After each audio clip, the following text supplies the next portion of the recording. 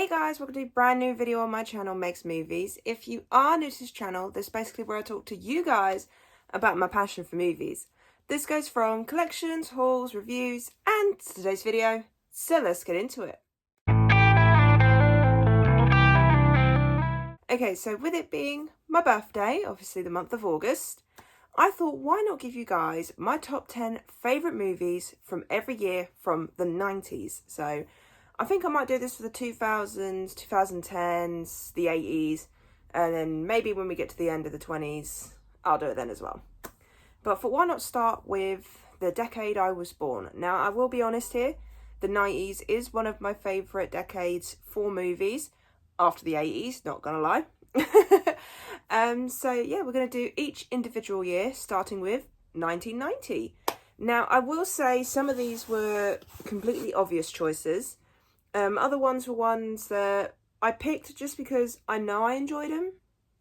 And I will say this is as of so far. So there's a lot of films from the 90s I haven't seen that could have made this list. So until I watch them, these are the ones that I have seen. So let's get into it. In fact, there's actually only one film that I actually don't physically own, so I can't show you that one, but I can show you the rest. So at number 10, this is a bit of an odd one. Crybaby. Yes. I remember when I decided to give this a watch. It was mainly my sister's decision, actually, because she's a massive fan of Johnny Depp, and this was a musical, so I thought, why not give it a watch? This is a very odd film, I'm not going to lie. There's some weird scenes in this, some weird songs, but I got some kind of enjoyment out of it. I actually had a good laugh with it. I think it's because it is that cheese factor that I really enjoy this movie, so hence why it's at number 10, because out of the rest of these films, this is one I haven't returned to that much. I think I maybe watched it twice so far. But you know what? For one of Johnny Depp's earlier films, not bad. Not bad. And one of the more weirder musical films I've seen. Okay, and at number 9, this is the one I actually don't physically own, and that is Pretty Woman. Yes, I remember the first time me and my mum watched this. She actually picked it for a movie night, and it's one of those classics I'd never seen and she loved, so thought why not give it a go. And I thought it was a really good story. I like the fact that it's all about two different classes of people and how they ended up coming together and how different things could be for one another and the nice little romance you get in with it as well. I do love Julia Roberts. I think she's a lovely actress. I haven't watched many of her films, but I do think she's a really good actress. And Richard Gere, I think is his name. I think that's how you say it. I could be wrong. If I am wrong, I do apologise. But both of them had really good chemistry, and I like how the story went, and it made me laugh, it made me a bit emotional, so I like a film that can do that. And this is a classic 90s rom-com, so yeah, it's one I definitely recommend. Okay, and at number 8, we have Misery. This surprised me. I watched this with my mum and my sister, simply for the fact of my mum really enjoyed this film and me and my sister hadn't watched it. So I was quite taken back by how scary this film was, even though it's not a full-out horror. So for me, a horror is like a slasher, it's monsters, but a creepy stalker person? Not so much. Like in the sense of there's not really much in the way of violence in this, certainly near the end of the film, but sort of like leading up to those events, it's more of the creep factor. It's more of Kathy Bates' character. She did so well in this film. Like, oh my god. Like, I don't think I've ever been creeped out before by an actress, and she creeped me out. But no, this is one of Stephen King's movies, yeah.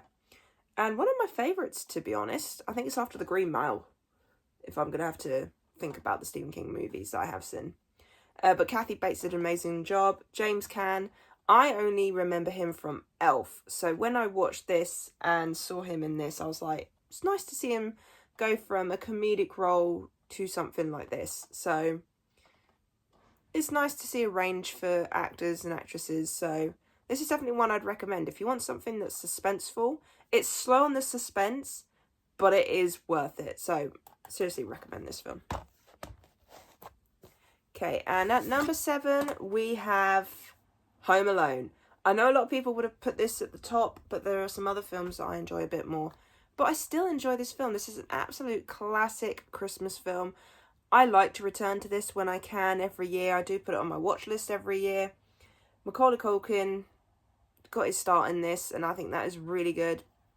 I do feel bad for where he went, but where he is now is amazing. But no, this is a fun little movie, you know. It's a Christmas movie, but not your typical Christmas movie. It's more of a, ooh, there's some creepiness going on here, and he got a kid on his own, and it's like, I couldn't imagine being on my own in like a big house like that. So yeah, if you have not watched this, I definitely recommend you do. It is so funny. This is an absolutely funny film. There's some weird moments in it and some little bit creepy moments as well. But it is fun, enjoyable, and a classic. Okay, and at number 6, we have Back to the Future Part 3. I would have shown the front, but you can't. So I'm going to go with that. So Back to the Future Part 3. Now, I will be completely honest, this is probably my least favourite of the Back to the Future films. But I still enjoy it nonetheless. I love the whole trilogy. I think it's absolutely fun. And I can't believe this came out in the 90s. I thought they were all 80s. So when I looked up the 90s on my Letterboxd, saw it was there, had to include it on this list. But there was no way I couldn't put it at least near the top 5. But yeah, Michael J. Fox, Christopher Lloyd, back playing those amazing roles. And the last film we ever got. And you know what? For a last film, weren't that bad. And I do like to return to these films when I can. In fact, I think I might return to them soon.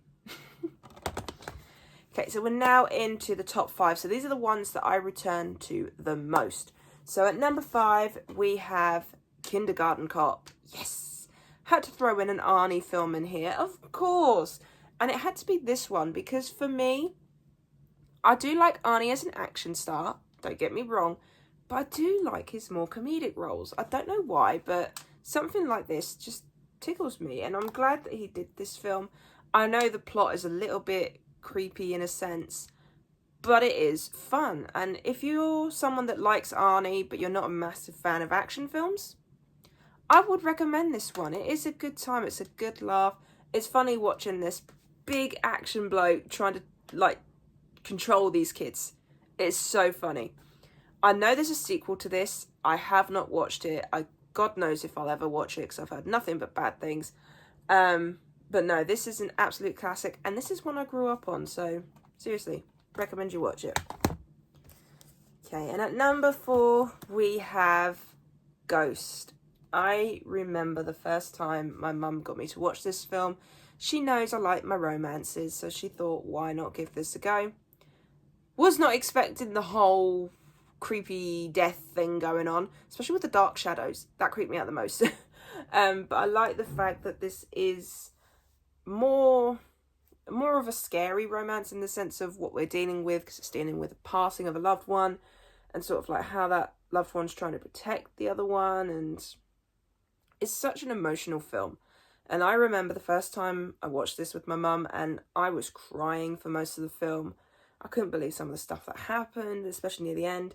But I will say, it's not all that serious because you got Whoopi Goldberg in this, and she absolutely is hilarious in this. Her reactions to everything is so funny. There's so many memorable moments from this film, so many memorable songs from this film, and it's an absolute classic. So I would seriously, if you have not watched this film, this is a classic I would recommend to watch because it is hands down emotional, funny, creepy, and it's just, I used the word creepy a lot today, haven't I? But it is enjoyable nonetheless. So if you want a mix of emotions, this is the one for you. Okay, and at number 3, I'm having to show the box set because I actually don't have it individually. I will do when I upgrade it onto 4K, but for right now, I'm just going to show the box set. And that is Child's Play 2. I really enjoy Child's Play 2. In fact, I think I enjoy it a little bit more than the first one. I'll have to let you guys know when I do a ranking of these again at some point. But Child's Play 2, absolutely a fun sequel. It's a little bit more funny this time around. Yet again, Chucky, absolutely hilarious character. This is before he comes out with his, like, quips and, like, comments and stuff like that. So he's a bit more creepy in this one. Child's Play 2, though, it's one of those rare sequels where it is better than the first, in some sense. So when I watch these films, the first and the second one can switch in rankings, depending on my mood. But no, Child's Play 2 is one of the better sequels in a franchise. And honestly, Chucky's just amazing in every one of these films, even in the ones that aren't that great. But no, Child's Play 2, didn't realise it came out in 1990. I always thought Child's Play 1 and 2 was 80s, and then Child's Play 3 onwards was 90s, but I'm completely wrong in my decades. I do apologise. But no, Child's Play 2, definitely a fun sequel. Okay, and into my top 2, these will probably never change, even if I watch new films I haven't seen before, because these two are the ones that I not only enjoy the most, but I also have the most memories attached to.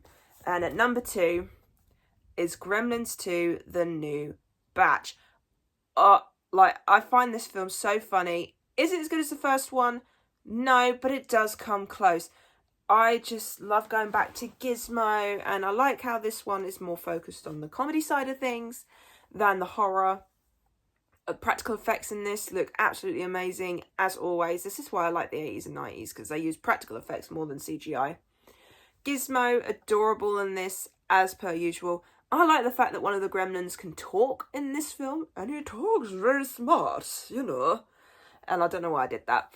But also, I will say this. For me, I grew up on the VHS tapes. So at halfway through the film, the Gremlins take over the VHS film, and it's sort of like you see this grey static background. They're doing like little shadow puppets, and then you cut to different film clips where the Gremlins are going into it, and they're sort of like going into films and TV shows and things like that. And then you get the Hulk Hogan scene. Now, I will say on the DVD, I don't know if maybe it might be on the special features, it might not. So when I first watched this, after owning it on VHS, they had changed the scene up. So it is just basically the Gremlins taking over a cinema. The customers are complaining that the film stopped. They're wondering why the film stopped.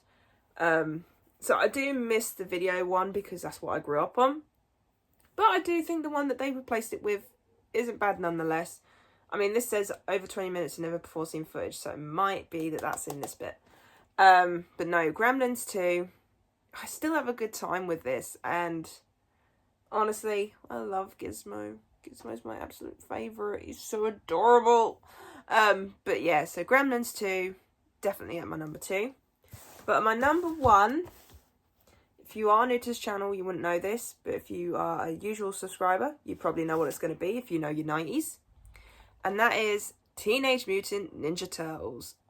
Nothing will ever top this from the 90s, I don't think, no matter what I watch. I have so many memories attached to this film, and I just love returning to this when I can. The Turtles look absolutely amazing. Michelangelo is my absolute favourite, and honestly, it's just a fun 90s movie. Does it have its weird moments? Yes. Does it have some badass moments? Yes. Especially the scene in April's apartment. Every time I watch that on YouTube, I get a laugh out of it no matter what.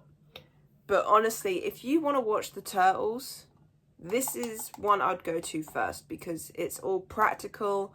The puppetry, the masks, the way they move, all things like that, I would seriously recommend, because it is fun. It's enjoyable.